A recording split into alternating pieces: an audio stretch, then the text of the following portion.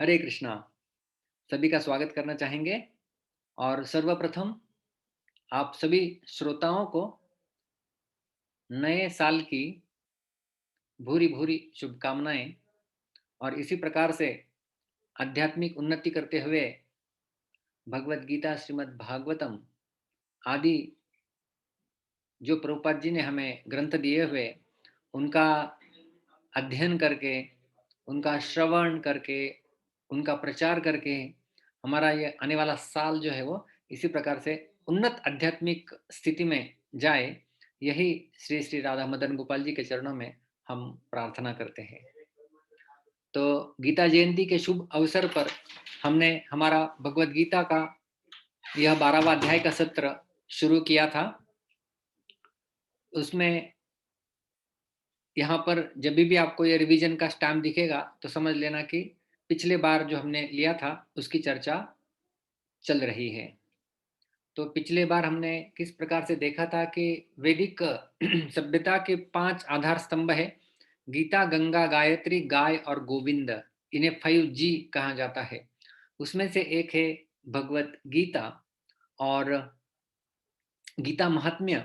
इसके आधार पर हमने देखा था कि किस प्रकार से इस भौतिक संसार में जीवन जीते हुए भी जब कोई भौतिक मल हमारे कपड़ों के ऊपर, हमारे शरीर के ऊपर लग जाता है तो जल से हमें स्नान करना होता है।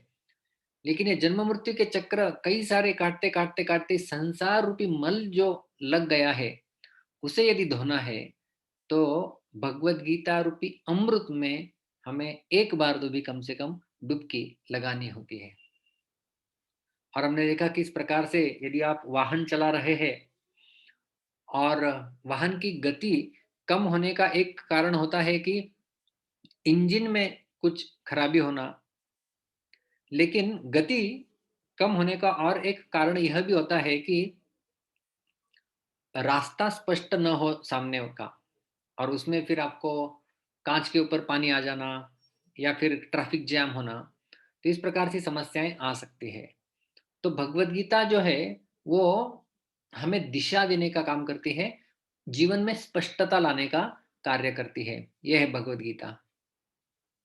तो जो श्लोक हम लोग समझने का प्रयास करते हैं विभिन्न अध्यायों के, उसमें हमने देखा था कि किस प्रकार से पद विभाग और संधि होती है, शब्दों की, शब्दों के अर्थ होते हैं, उनका एक उच्चारण होता है विशेष शैली में किया हुआ, उनका अन्वय होता है और स्पष्टीकरण किया जाता है शास्त्रों के जो टीकाकार है उनके मतानुसार, वो स्पष्टीकरण होता है।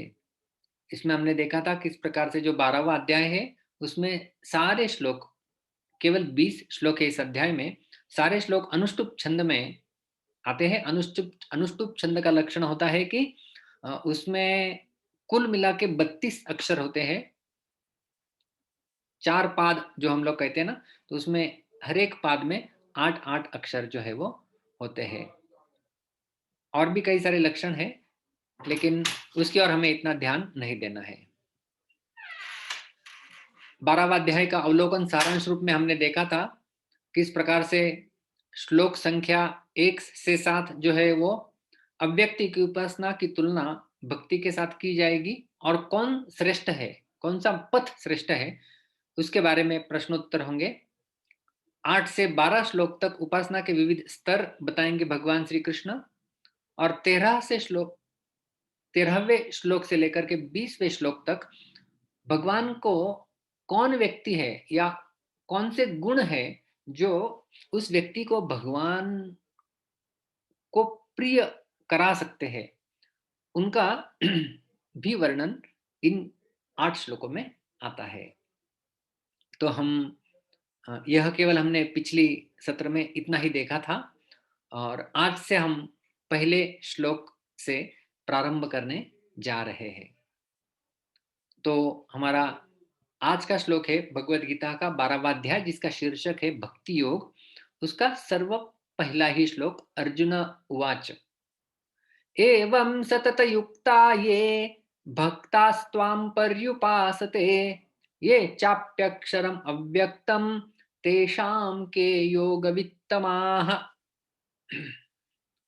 तो यही श्लोक है और इसका पद विभाग और संधि यदि हमें देखनी है तो मैं आप में से किसी को वॉलंटियर के लिए आमंत्रित करता हूं। आप अपना हैंड रेज कर सकते हैं, तो इन शब्दों को हम लोग दोहराएंगे ताकि इनका उच्चारण भी हमें स्पष्ट हो जाएगा।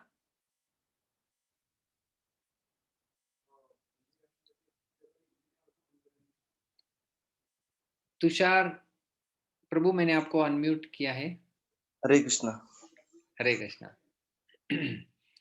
तो यहाँ पर मैं एक ये जो ऊपर का श्लोक है, उस श्लोक के एक एक पद को और उसके साथ साथ जो शब्द है उनको अलग करके लिखा गया है।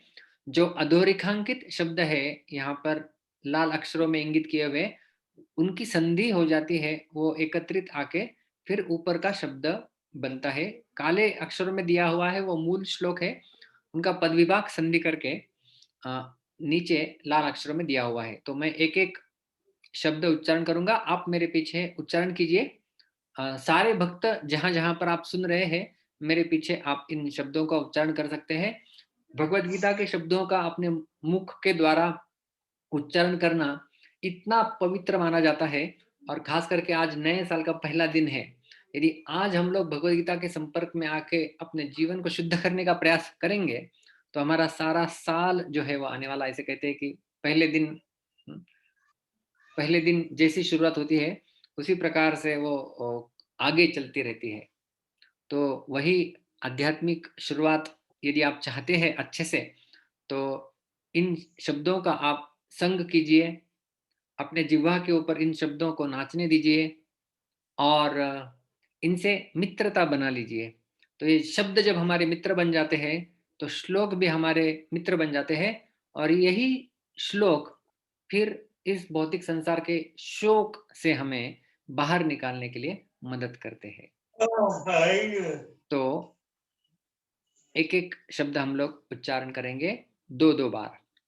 एवं एवं एवं एवं सततयुक्ताः सततयुक्ताः सततयुक्ताः सततयुक्ताः ये ये ये ये भक्ताः भक्ताः भक्ताः भक्ताः त्वां त्वां त्वां। त्वां तो ये दोनों का एक संयुक्त शब्द बन जाता है, संधियुक्त शब्द। विसर्ग चला जाएगा और उसकी जगह पे सकार आ जाता है। भक्तास्त्वां भक्तास्त्वां पर्युपासते पर्युपासते पर्युपासते पर्युपासते ये ये ये ये च च च च अपि अपि अपि अपि अक्षरम् अक्षरम् अक्षरम् अक्षरम् अव्यक्तम् अव्यक्तम् अव्यक्तम्। अव्यक्तम्। इन सब शब्दों की यहाँ पर जो है वो संधि बनती है और एक शब्द बन जाता है चाप्यक्षरम अव्यक्तम। चाप्यक्षरम् अव्यक्तम्। तेषाम तेषाम् तेषाम तेषाम् के के के के योगवित्तमाः योगवित्तमाः योगवित्तमाः।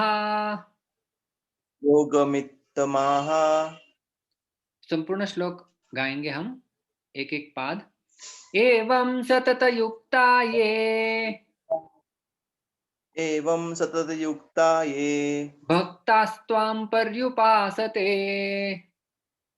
भक्तास्त्वां पर्युपासते ये चाप्यक्षरमव्यक्तम् ये चाप्यक्षरमव्यक्तम् तेषां के योगवित्तमाः। तेषां के योगवित्तमाः। धन्यवाद तुषार प्रभु। हरे कृष्णा। थैंक यू प्रभु। धन्यवाद।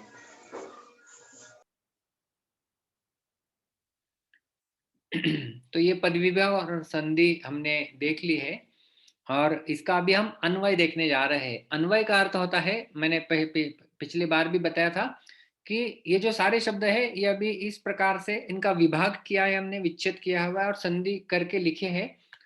और अन्वय में हम इन शब्दों का क्रम सुधार लेते हैं, और क्रमबद्ध शब्द अर्थपूर्ण वाक्य जब बनाते हैं उसे फिर अन्वय कहते हैं, और उसके पश्चात भाषांतर की प्रक्रिया शुरू होती है।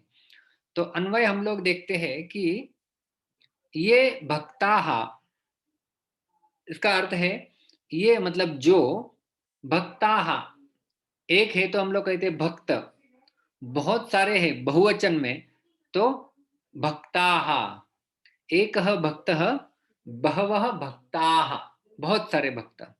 ये भक्ताः एवं, एवं का अर्थ है इस प्रकार से, सतत युक्ताः, बहुत आसान है, सतत मतलब हमेशा, युक्तः मतलब वो आप में निमग्न रहते हैं, आपसे संबंधित रहते हैं, सतत युक्ताः हमेशा।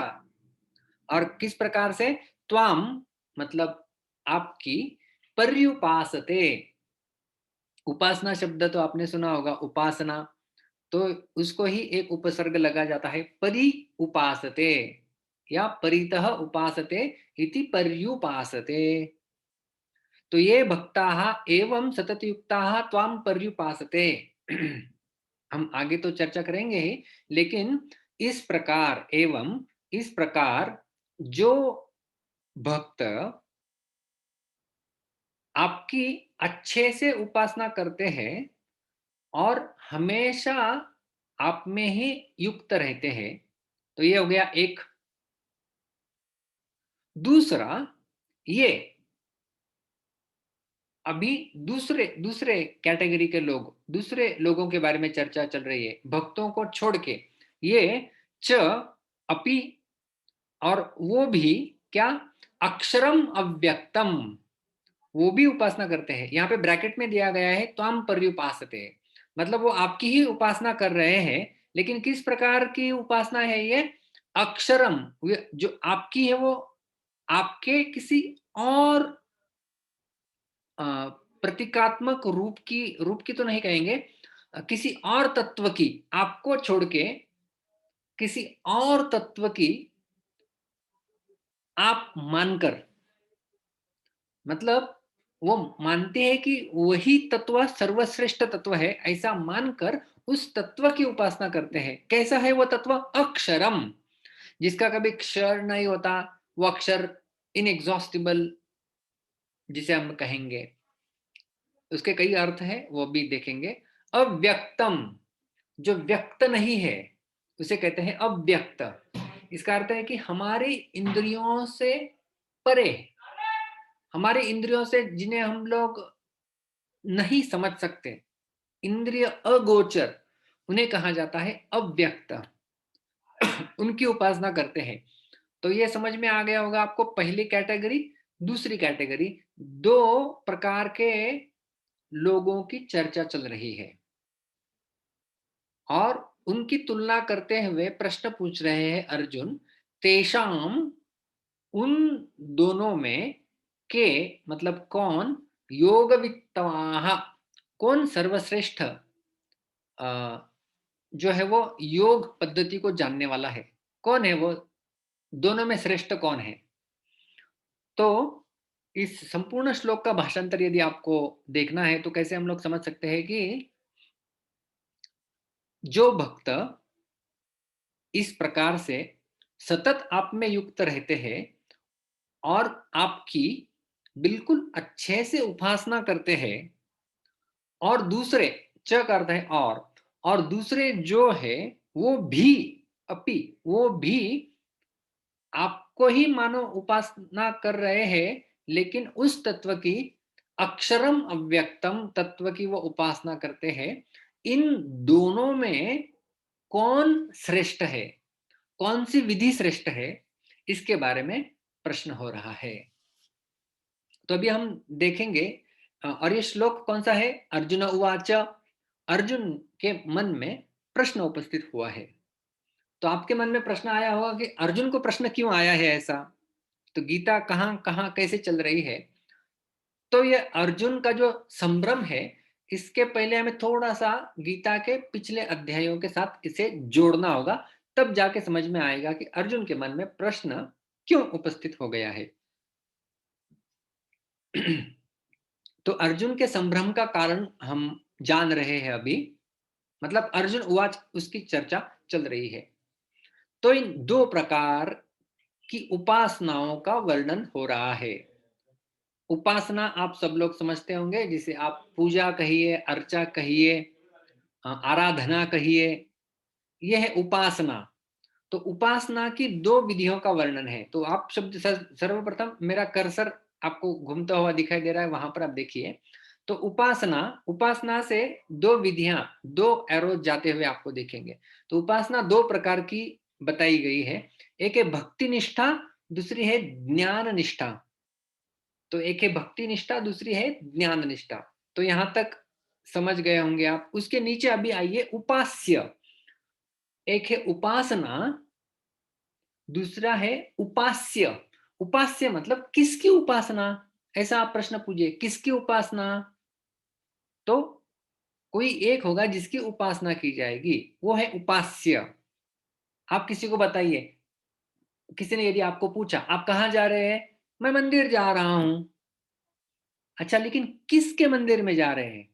मैं भगवान कृष्ण के मंदिर में जा रहा हूं। तो कृष्ण हो गए उपास्य और मंदिर जाने की क्रिया हो गई उपासना। हम जो भी कुछ करते हैं, उपासना एक किसी उपास्य को आधार बना के हम लोग करते हैं। हम लोग एकादशी का व्रत भी कर रहे हैं, तो उपास्य है भगवान श्री कृष्ण या विष्णु, वो उपास्य है। और उपास्य को सामने रखकर उपासना की जाती है। तो जो मार्ग हमने देखा भक्ति निष्ठा और ज्ञान निष्ठा, तो भक्ति निष्ठा के लिए उपास्य होते हैं भगवान, और खास करके उनका साकार स्वरूप। स आकार, साकार, उनका एक आकार होता है, उनका एक रूप है, उनका रंग है, उनके गुण होते हैं। यह है साकार भगवान। और दूसरा, जब ज्ञान निष्ठा की बात आ रही है, उनके उपास्य होते हैं ब्रह्म, जो कि निराकार है, निर्गुण है। आपने ये शब्द बहुत बार सुने होंगे, प्रचलित है।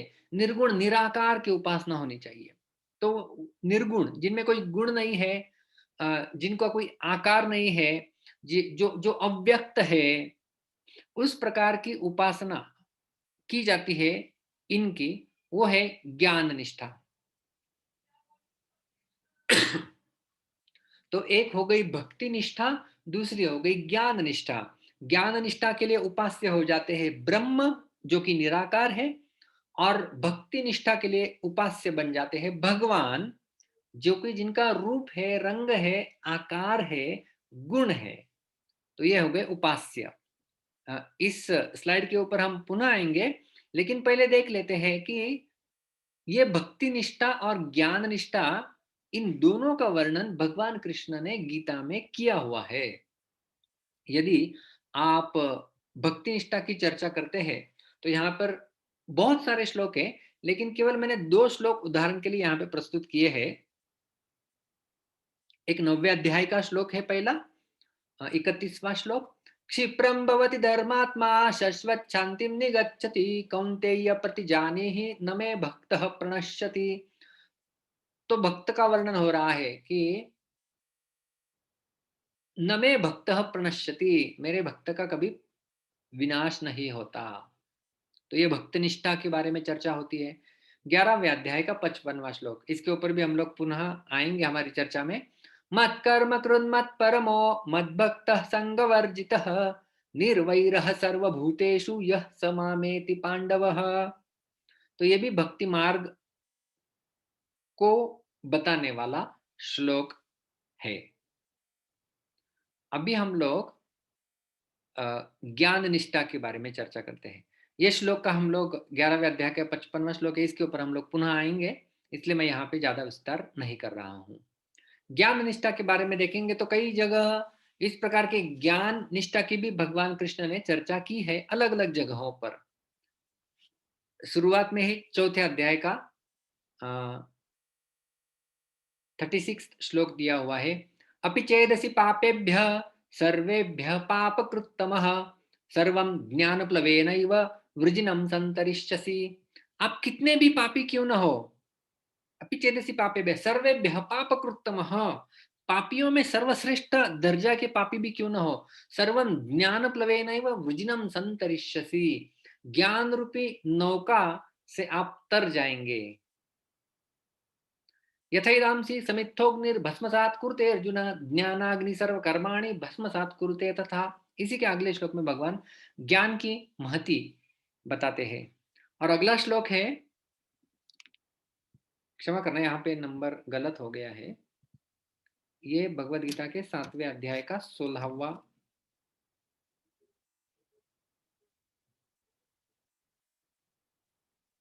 18वां श्लोक है। तेषां ज्ञाने नित्ययुक्त एक भक्तिर्विशिष्यते प्रियो हि ज्ञानिनोत्यर्थम अहम स च मम प्रियः।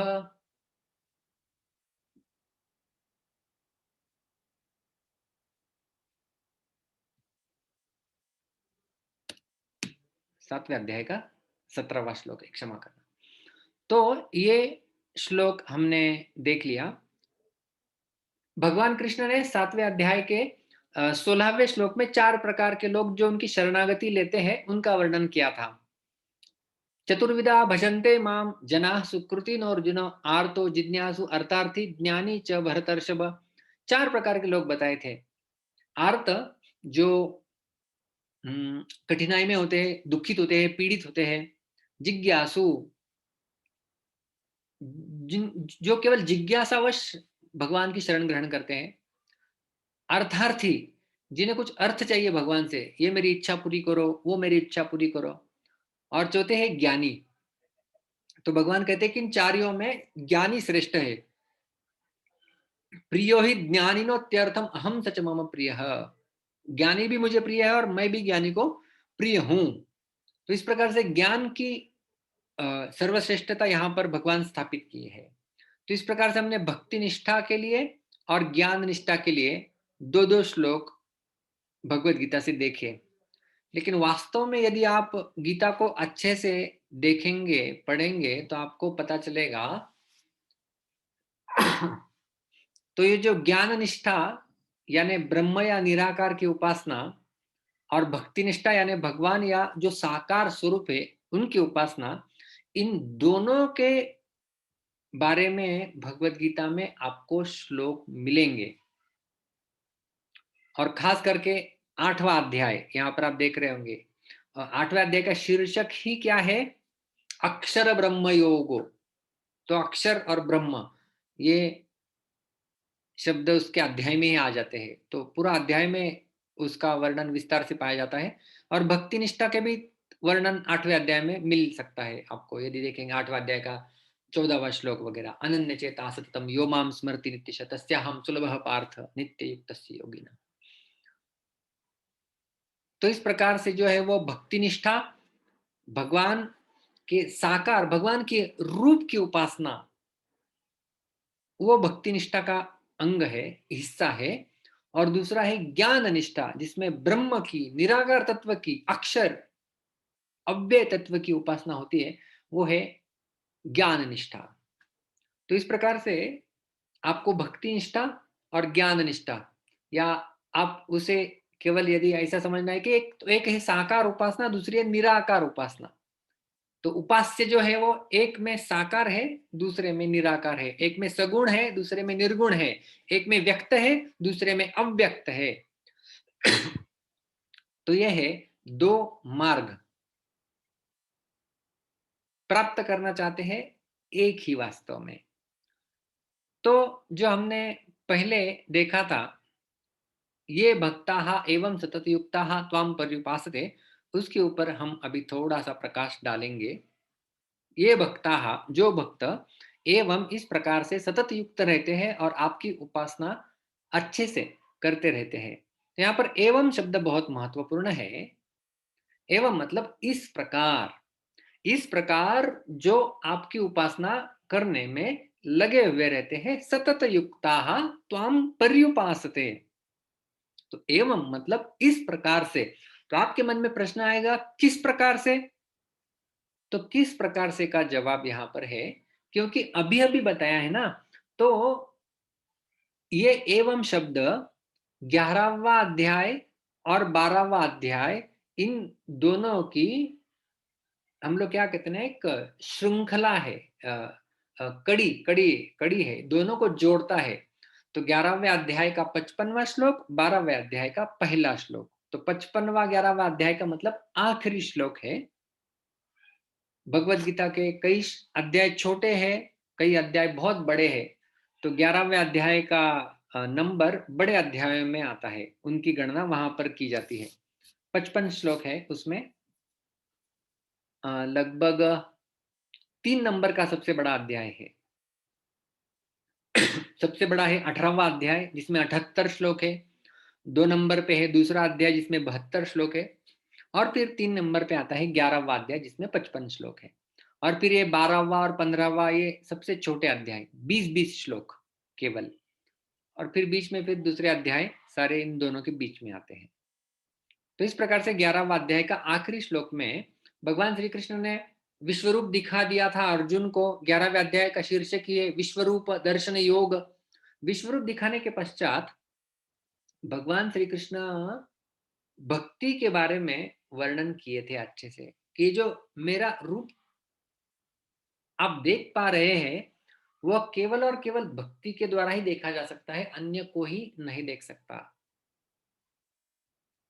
और आखिरी श्लोक में निष्कर्ष रूप में भगवान कहते हैं, मत कर्म कृन मत परमो मद भक्त संग वर्जितः निर्वैरः सर्वभूतेषु यह स मामेति पांडव।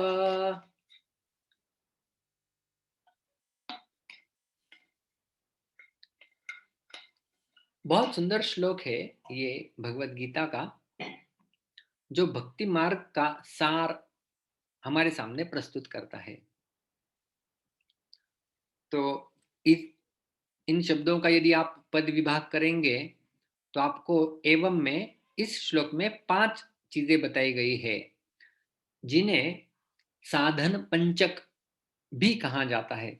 साधन पंचक मतलब भक्ति मार्ग, जो जो जो उपास्य है, उनकी जो उपासना है, उसके 5 अंग, इसलिए पंचक।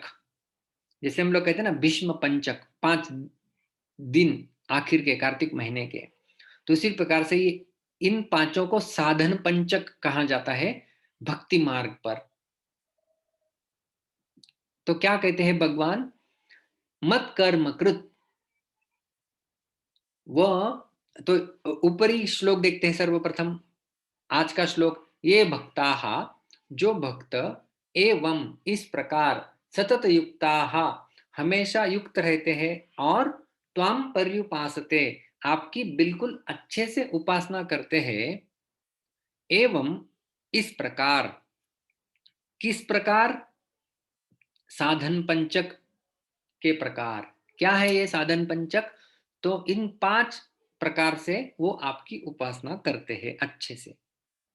सर्वप्रथम है मत कर्म कृत, वह भक्त मेरा ही कर्म करता है। मेरा ही कर्म करता है के 2 अर्थ होते हैं। मेरा ही कर्म करना मतलब भगवान का कर्म करना, भगवान का कार्य। जैसे अभी मैं भगवत गीता के ऊपर बोल रहा हूं, तो ये भगवान भगवत कार्य कहा जाएगा, ये भगवान का ही कार्य है, भगवान के लिए ही चल रहा है। और हम दूसरा कोई कार्य कर ले, लेकिन उसका फल यदि उनको अर्पण कर रहे हैं, तो वो भी मत कर्मकृत हो जाता है। तो ये है मत कर्मकृत, भगवान प्रीत्यर्थ, भगवत प्रीत्यर्थ कर्म करना, ये है मत कर्मकृत। मत परमः, भगवान को ही श्रेष्ठ मानना, उनका ही आश्रय ग्रहण करना, ये है मत परमः। मत भक्तः, उनका भक्त बनना, मतलब उनके नाम का जप करना, उन्हें दंडवत प्रणाम करना, उनको भोग अर्पण करना, ये है उनका भक्त बनने का तात्पर्य। और संगवर्जितः,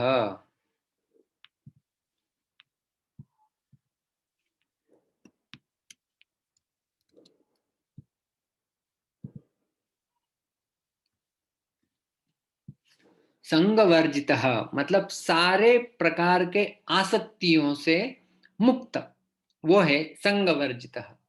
और दूसरा भी अर्थ निकल सकता है कि सब प्रकार के कुसंगों से दूर, तो वो भी है संगवर्जितः। तो यह है चौथा उसका गुण। और पांचवा है निर्वैरः सर्वभूतेषु, किसी भी जीवात्मा के प्रति उसका बैर नहीं होता है, कोई शत्रु नहीं है उसका, वो है भगवान का भक्त। तो इस प्रकार से जो है वो ये साधन पंचक बताए गए थे 11वें अध्याय के आखिरी श्लोक में। अर्जुन फिर प्रश्न पूछते, अभी अर्जुन के मन में क्या चल रहा है आपको समझ में आ गया होगा। अर्जुन के मन में यह चल रहा है कि भक्ति की निष्ठा, अभी भक्ति निष्ठा में 11वें अध्याय का 55वां श्लोक भी हमने यहाँ पर दिया हुआ है। तो अर्जुन के मन का आप संभ्रम समझने का प्रयास कीजिए कि भक्ति निष्ठा के बारे में इतना बताया, ध्यान निष्ठा के बारे में भी भगवान ने इतना बताया है। इसलिए अभी भक्ति निष्ठा का वर्णन कर रहे हैं कि ऐसे कोई भक्त है जो सतत युक्ता, जो सतत युक्त रहते हैं आप में, हमेशा आपका ही चिंतन मनन करते रहते हैं, एवं इस प्रकार से इन पांचों प्रकार से त्वाम पर्युपासते, आपकी वो बिल्कुल अच्छे से उपासना करते हैं। तो अभी ये अगला शब्द देखते हैं, त्वाम पर्युपासते, परि उपासते, आपकी अच्छे से साधना करते हैं, भक्ति करते हैं, उपासना करते हैं। तो इसलिए उदाहरण दिया जाता है, जो साधक है ना उसकी तुलना की जाती है पतिव्रता स्त्री के साथ। जिस प्रकार से पतिव्रता स्त्री की हर कृति अपने पति के संतुष्टि के लिए होती है, उसका खुद का कोई स्वार्थ नहीं होता है निजी। पति यदि है तो पति की सेवा करती रहेगी अपने तन मन धन जो भी है उससे। पति यदि बाहर कहीं गए हुए हैं तो उनका ही चिंतन मनन चलता रहेगा। पति के सगे संबंधी है, उनको पति के साथ संबंध मानेगी और उनकी भी सेवा में लग जाएगी। पति को खाना खिलाएगी, उसके बाद वो स्वयं खाएगी। तो ऐसे कई सारे पतिव्रता स्त्री के लक्षण हैं। तो उसी प्रकार से जो साधक होता है वो भी हमेशा भगवान को ही अपना आराध्य मानकर उनके प्रत्यर्थ कर्म करता है। सर्वप्रथम भोग लगाएगा उनको, फिर खाना ग्रहण करेगा, हमेशा उनके ही चिंतन में मग्न रहेगा, उनकी ही सेवा करता रहेगा। तो ये है त्वाम पर्युपासते, अच्छे से आपकी सेवा में निमग्न रहता है, वो है भक्त। तो ये भक्त हमें यहाँ पर समझ में आ गया। तो पहला जो मुद्दा है इस श्लोक का, जो भक्त इस प्रकार से सतत युक्त रहते हैं और आपकी अच्छे से उपासना करते हैं, ये हो गए। अभी दूसरा मुद्दा है कि ये च अपि अक्षरम अव्यक्तम, उसकी उपासना करते हैं। अभी वो किसकी उपासना कर रहे हैं? अक्षर तत्व की, या अव्यक्त तत्व जो इंद्रियों से गोचर नहीं है, या जो अव्यक्त है, उसकी उपासना वो लोग करते हैं। ऐसे भी कुछ कैटेगरी के लोग, उस श्रेणी के लोग होते हैं। और अर्जुन भगवान से कह रहे हैं कि मानो आपने ही तो मुझे अभी बताया है कुछ समय पूर्व। जैसे 8वें अध्याय का 11वां श्लोक देख लीजिए, यदक्षरं वेद विदो वदन्ति विशन्ति यद्यतयो वीतरागाः यदिच्छन्तो ब्रह्मचर्यं चरन्ति तत्ते पदं संग्रहेण प्रवक्ष्ये। अक्षरम ब्रह्म परमम, अक्षर का अर्थ क्या है? ब्रह्म है, वो अक्षर परम है। और ओम इति एकाक्षरम ब्रह्म, ओम को भी ब्रह्म कहा जाता है। अभी ब्रह्म आप डिक्शनरी में ढूंढेंगे ना तो आपको उसके 1000 अर्थ मिलेंगे। तो एक अक्षर, एक अक्षर, अभी ये जो अक्षर तत्व है इसकी भी कई सारी परिभाषाएं मिलती है। अक्षर तत्व मतलब जिसका कोई भी क्षर नहीं होता वो है अक्षर। या जैसे अक्षर हम लोग बोलते हैं ना, एक अक्षर लोग बोलते हैं ना, ढाई अक्षर प्रेम के, तो ऐसे अक्षर, तो एक अक्षर, ओम इति एकाक्षरम ब्रह्म, ओम भी जो है वो एक अक्षर वाला ब्रह्म है, ऐसा भगवान ने कहा है।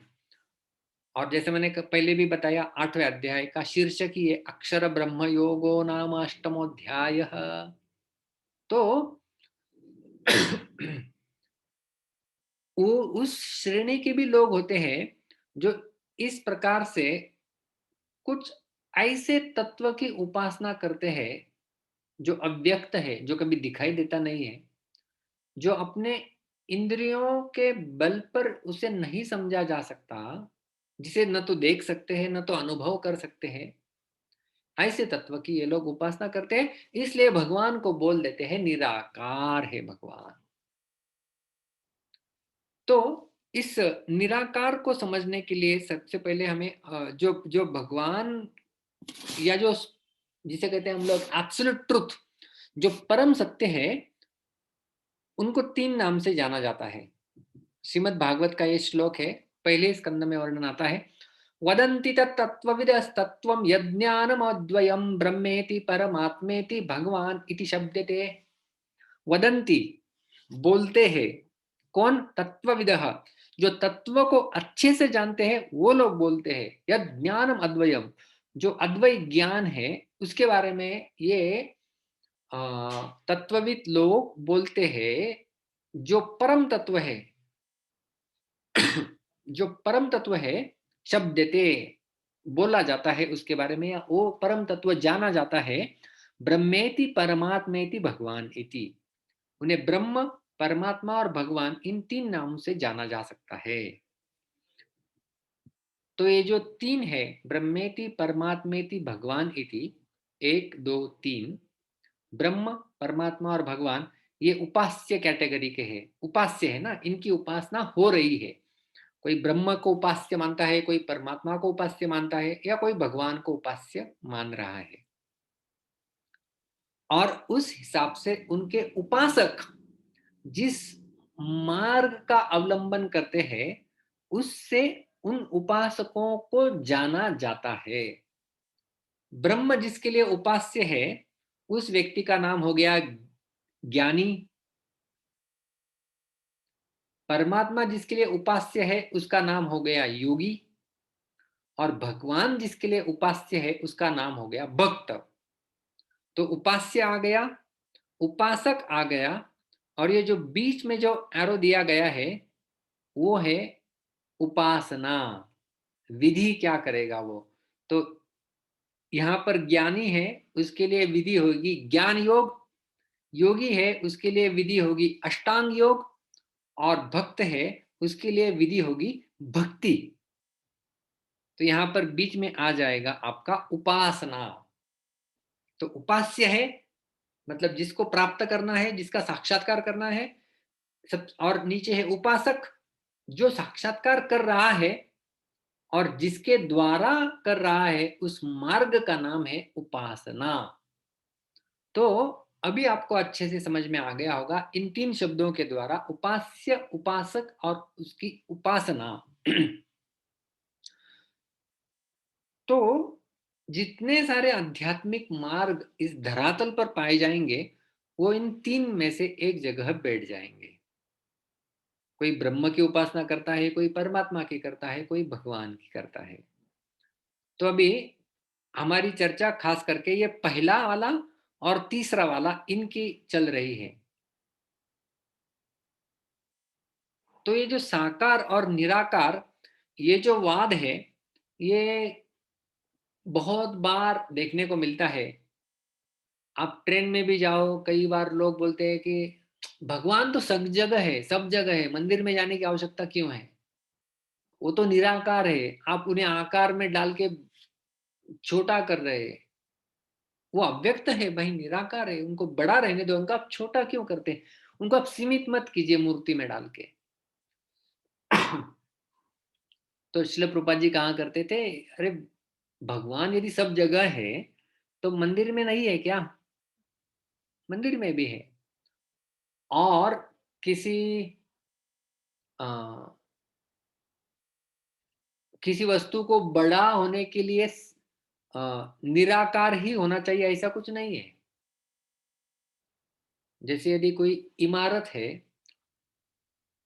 और उस इमारत का कुछ रूप है, रंग है उसे, यदि वहाँ पर कुछ विस्फोट करके उस इमारत को हम लोग यदि गिरा देते हैं, तो अभी वो निराकार बन गई वो इमारत, है ना? अभी उसका आकार नहीं है। तो क्या वो असीमित बन गई? जी नहीं, निराकार है, लेकिन वो भी फिर सीमित ही है। तो इसलिए इस तत्व को समझना कि साकार रूप भगवान का और निराकार, वास्तव में अर्जुन, हम लोग आगे देखेंगे इसके, कि अर्जुन के लिए ये प्रश्न था ही नहीं वास्तव में। अर्जुन का जो मत है, वह अर्जुन गीता के 10वें अध्याय में ही प्रस्तुत कर चुके हैं। परम ब्रह्म परम धाम पवित्रम परमम भवान पुरुषम शाश्वतम दिव्यम आदि देवम अजम विभुम। 10वें अध्याय में उन्होंने अपना निष्कर्ष दिया, आप ही परम ब्रह्म है, आप ही परम धाम है, आप ही सब कुछ है, पुरुषोत्तम है, मैं आपको शरणागत हो गया। तो फिर विभूतियों को चिंतन, आपको मैं चिंतन कहाँ कहाँ करूँ, तो विभूतियों दिया। आपको कैसे देखूं, जरा विश्वरूप, ये लोग होंगे वो, किसी का विश्वास नहीं होगा कि ऐसे आप सबके स्रोत है, जरा दिखाइए, तो भगवान ने विश्वरूप दिखा दिया और हमें उनका वर्णन रूप में मिल गया।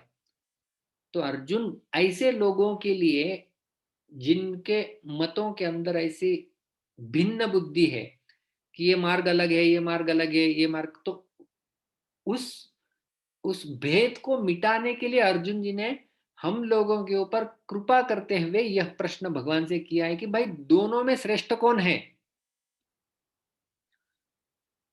तो ये साकार और निराकार को श्रील प्रभुपाद जी एक उदाहरण से समझाते हैं। जैसे सूर्य है, तो सूर्य है उपास्य यहां पर। तो यदि सूर्य की उपासना किसी को करनी है, तो साकार रूप भी होता है सूर्य का, जो उसका रूप है गोलाकार, और जो प्रकाश है उसका कोई आकार नहीं होता है, तो वो है निराकार तत्व। तो यदि हम कहें कि सूर्य साकार है कि निराकार है, तो सूर्य दोनों भी है। सूर्य के जो गोलाकार ग्रह का जो उसका रूप है वो साकार है, और जो प्रकाश सूरज से निकल रहा है वो है निराकार। तो इस प्रकार से भगवान भी यदि कोई कहे कि भगवान क्या तत्व है, तो वो साकार भी कहे जाएंगे और निराकार भी कहे जा सकते हैं। साकार उनका एक रूप है, उनका धाम है, उनका कांति है, वो है उनका साकार स्वरूप।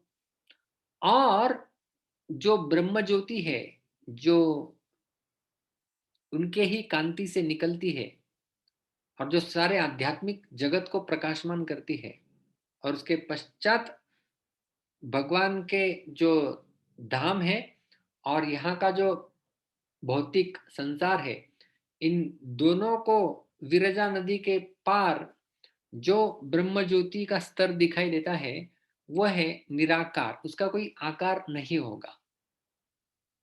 तो उसकी उपासना हो रही है, लेकिन वो उपास्य एक ही चीज को मान के कर रहे हैं। उसके तीन नाम दिए गए हैं, ब्रह्म परमात्मा और भगवान। अलग अलग तत्व है, लेकिन जो मूल तत्व है वह एक ही है। तो इसलिए जो अर्जुन का सवाल अभी आता है कि ये सबसे पहला है भक्ति निष्ठा, भगवान की साकार रूप में उपासना, और दूसरी है ज्ञान निष्ठा, जो ब्रह्म की या निराकार अव्यक्त तत्व की उपासना। तो ऐसे कुछ लोग होते हैं जो ये एक पहली कैटेगरी के होते हैं, पहले श्रेणी के होते हैं। ऐसे लोग होते हैं जो दूसरे श्रेणी के होते हैं, तेषाम के योग वित्तमाह। प्रश्न चिन्ह है यहाँ पर, उन दोनों में कौन योग वित्तम है, कौन सर्वश्रेष्ठ है, यह बताइए मुझे। यह अर्जुन का प्रश्न है। तो योगवित शब्द थोड़ा देख लेते हैं। योगवित,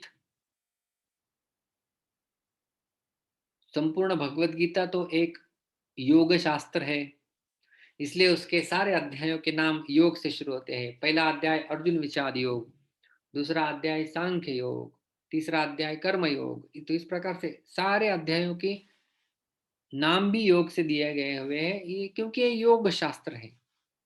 तो योगविद मतलब योग को अच्छे से जानने वाला व्यक्ति, उसे कहते हैं योगविद।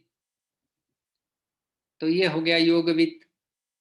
तो तरतम न्याय आप सबको पता होगा, जैसे अंग्रेजी में कहते हैं positive degree, comparative degree, superlative degree, good better best. तो उसे योगविद का अर्थ है कि जो योग की विधि को अच्छे से जानता है वो है योगविद।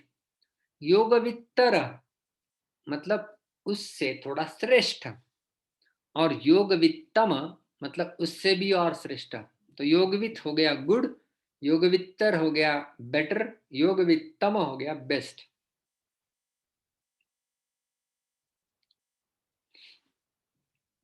सुंदर, सुंदरतर, सुंदरतम। तम मतलब हाईएस्ट, उससे ऊंचा और कोई नहीं होगा। तो योगवित्तम। तो विश्वनाथ चक्रवर्ती ठाकुर वो इस 12वें अध्याय के पहले श्लोक के टीका में लिखते हैं कि यदि इन दोनों के बीच में केवल तुलना करनी थी, ये श्रेष्ठ है कि ये श्रेष्ठ है, तो उसके लिए योगवित्तर शब्द चल जाता था कि इन दोनों में श्रेष्ठ कौन है ना, दोनों की तुलना में कौन बड़ा है, मतलब योगवित्तर बन जाएगा ना, वो भी योगवित्तर ही बन जाएगा। तो वो कहते हैं कि ऐसे ये लोग होते हैं एक प्रकार के, एक श्रेणी के, ये दूसरे श्रेणी के लोग हैं, ये दोनों योगवित्तर है पहले से ही। योगविद मतलब योग को अच्छे से जानना, और ये दोनों अच्छे से जानते हैं, और ये अच्छे से जानने वालों में और अच्छा कौन है, यह अर्जुन का प्रश्न है। इसलिए योगवित्तम मतलब इन दोनों अच्छों में और अच्छा कौन है, तो ये है योगवित्तम। हाँ। तो ये अर्जुन का प्रश्न यहां पर प्रस्तुत किया गया है। सारांश में हमने देखा, अर्जुन उवाच, अर्जुन के मन में संभ्रम क्यों उत्पन्न हुआ सर्वप्रथम। तो हमने देखा कि किस प्रकार से गीता में इन दोनों को प्रस्तुत किया गया है, भक्ति निष्ठा साकार उपासना और ब्रह्मनिष्ठा निराकार उपासना।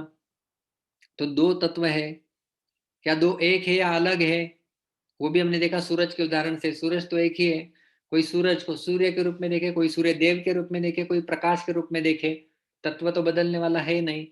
तो दो प्रकार के हो जाते हैं ये मार्ग। तो ये भक्ताहा, जो भक्त लोग, एवं इस प्रकार, एवं का अर्थ क्या देखा हमने, एवं मतलब इस प्रकार, मतलब किस प्रकार से। तो 11वें अध्याय का 55वां श्लोक देखा था हमने, वो 5 साधन पंचक, मत कर्मकृत मत परमो मत भक्त संग वर्जित निर्वैरः सर्वभूतेषु यह स मामेति पांडव, वह व्यक्ति मेरे पास आ जाएगा। इस प्रकार से एवं सतत युक्ता है, हमेशा आप में ही युक्त रहते हैं, त्वाम पर्युपासते, और आपकी बिल्कुल अच्छे से सम्यक रूप से आराधना उपासना करते हैं। ऐसे हो गए भक्त जो भक्ति मार्ग का अवलंबन करते हैं। और ये च अपि अक्षरम अव्यक्तम त्वाम पर्युपासते, जो दूसरे प्रकार के, दूसरे श्रेणी के लोग हैं, वो आपकी ही उपासना मानो कर रहे हैं, लेकिन किसी अक्षर तत्व को, अव्यक्त तत्व को, निराकार को भज रहे हैं, उसकी उपासना में लगे हुए हैं। तो हमने इसमें 3 प्रकार देखे थे, उपास्य और उपासक। तीन तीन तीन मार्ग से, तीन मार्ग नहीं कहेंगे उसे, 3 शब्दों के सहायता से हम समझ सकते हैं। एक है उपास्य मतलब जिसकी उपासना होगी, दूसरा है उपासक जो उपासना करेगा, और तीसरा है उपासना, उपास्य उपासक उसकी उपासना। तो ये 2 प्रकार के लोग हैं। जो पहली श्रेणी है, वो भक्ति मार्ग का अवलंबन करते हैं, उपासना करते हैं और उनके लिए उपास्य है आप स्वयं। और उनकी उपासना होती है इस प्रकार से सतत युक्ताः, और उन उपासकों को भक्त कहा जाता है। दूसरे श्रेणी के हैं, उनके लिए उपास्य होता है ये अक्षर और अव्यक्त तत्व। उपासक को ज्ञानी कहा जाता है और जो उनका मार्ग है उपासना, उसे ज्ञान मार्ग कहा जाता है। तो इस प्रकार से ये 2 श्रेणियों के लोग हैं। तेषाम के योग वित्तमाः, इन दोनों में श्रेष्ठ कौन है, यह आप हमें समझाइए। ये अर्जुन का बहुत ही महत्वपूर्ण प्रश्न है। इससे सारे मतभेद दूर हो जाएंगे और भगवान श्री कृष्ण भक्ति की श्रेष्ठता बिल्कुल अच्छे से स्थापित करने वाले हैं। इसलिए इस अध्याय का शीर्षक ही है भक्ति योग। तो यहाँ पर हम लोग रुकेंगे और भगवान अभी क्या जवाब देंगे अर्जुन के प्रश्न का, इसके बारे में आपको अधिक जानकारी चाहिए तो हम मिलेंगे हमारे अगले शुक्रवार के सत्र में। हरे कृष्णा। किसी का कोई प्रश्न है